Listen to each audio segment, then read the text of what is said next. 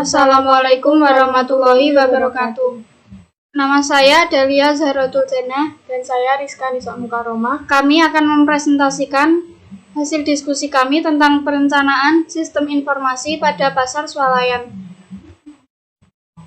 Sistem informasi manajemen kerap disingkat dengan SIM yang berasal dari bahasa Inggris yakni Management Information System. Pengertian SIM adalah sistem perencanaan bagian dari pengendalian internal dalam bisnis yang terdiri atas pemanfaatan dokumen, manusia, teknologi, serta prosedur dalam akuntansi manajemen. Sedangkan pengertian swalayan adalah sebuah toko yang menjual segala kebutuhan sehari-hari yang menawarkan berbagai produk yang mendalam kepada konsumen. Sistem informasi yang dihasilkan pada pasar swalayan ini: 1. Data supplier, 2. Data pembelian, 3. Data stok barang, 4. Data penjualan, 5. Data harga barang. Data yang dibutuhkan dalam sistem informasi pada swalayan: data informasi supplier, data stok barang, data penjualan barang, data pembelian barang, dan data harga barang. Karakteristik sistem informasi pada pasar swalayan: 1. Komponen. Komponen terdiri dari kasir, pembeli, uang, barang, dan struk. 2. Batas. Batas yang membedakan sistem satu dengan sistem yang lainnya. Setiap sistem informasi harus memiliki batasan agar informasi yang tidak saling tumpang tindih. Dengan adanya batasan ini membuat suatu sistem informasi memiliki lingkungannya sendiri. 3. Lingkungan. Lingkungan adalah segala sesuatu di luar sistem. Lingkungan yang menyediakan asumsi, kendala, dan input terhadap suatu sistem. Pada laporan ini yang menjadi lingkungannya adalah supplier, barang, dan pembeli.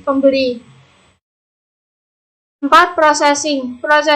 Processing merupakan kegiatan memproses, memasukkan, menjadi keluaran sistem informasi manajemen pada swalayan ini, yaitu ketika kasir mengecek harga barang yang akan dibeli oleh pembeli. 5. Output. Output atau keluaran merupakan hasil akhir dari data masukan dan processing pada pasar swalayan ini terjadi keluaran antara lain: 1. Laporan data stok barang, 2. Nota pembeli. 6. Sasaran.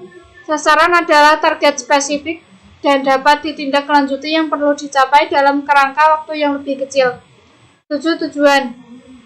Tujuan adalah pencapaian akhir yang hendak dicapai dalam waktu yang panjang. Dengan berjualan barang, maka swalayan tersebut mendapatkan keuntungan dan membantu masyarakat setempat karena adanya swalayan tersebut. 8. Kendali. Kendali adalah suatu sistem yang menghasilkan nilai tertentu sebagai keluarannya melalui pengendalian ataupun pengubahan ketentuan dari masukan sistem. Diharapkan swalayan tersebut mengupayakan kenyamanan saat berbelanja, menyediakan stok barang aman, dan menjamin kualitas barang yang dijual. 9. Umpan balik. Umpan balik adalah suatu proses di mana sebagian dari output dibalikan ke bagian input. Dengan terciptanya kenyamanan saat berbelanja, menyediakan stok barang aman, dan menjamin kualitas barang, maka pembeli akan mempercayai swalayan tersebut. Klasifikasi sistem informasi pada pasar swalayan. Sistem memiliki klasifikasi dari berbagai sudut pandang. Terdapat 2 klasifikasi dalam sistem informasi ini, yaitu 1. Sistem abstrak, artinya sistem yang tidak tampak nyata, karena merupakan sistem yang berupa suatu konsep atau gagasan, atau sistem yang berupa suatu ide-ide atau suatu pemikiran yang bersifat non-fisik, yaitu tidak terlihat secara fisik, atau program komputer. Sistem fisik, artinya sistem yang tampak nyata. Di swalayan tersebut terdapat komputer dan tenaga kerja manusia. Fungsi sistem informasi manajemen pada pasar swalayan: 1. Menambah pengetahuan, 2. Mengurangi ketidakpastian, 3. Mengurangi resiko kegagalan, 4. Mengurangi keanekaragaman atau varian, 5. Memberi standar. Informasi yang dihasilkan menurut level manajemen. 3. Level manajemen organisasi tradisional umumnya dibagi menjadi 3 tingkatan. 1. Manajemen puncak atau top level management, 2. Manajemen tingkat menengah atau middle level management, 3. Manajemen tingkat rendah atau biasa disebut manajemen lini pertama atau lower level management. Posisi manajemen puncak pada pasar swalayan ini seperti perusahaan umumnya, yaitu dikepalai oleh manajer. Manajemen puncak memastikan kelancaran kerja organisasi secara keseluruhan. Mereka bertanggung jawab untuk memastikan bahwa tujuan keseluruhan organisasi tersebut tercapai.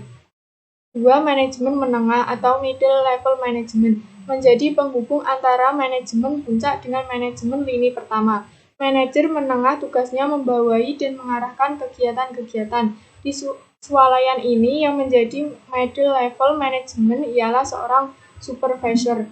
3. Manajemen lini pertama atau lower level management. Di swalayan ini yang menjadi lower level management ialah seorang karyawan pelaksana.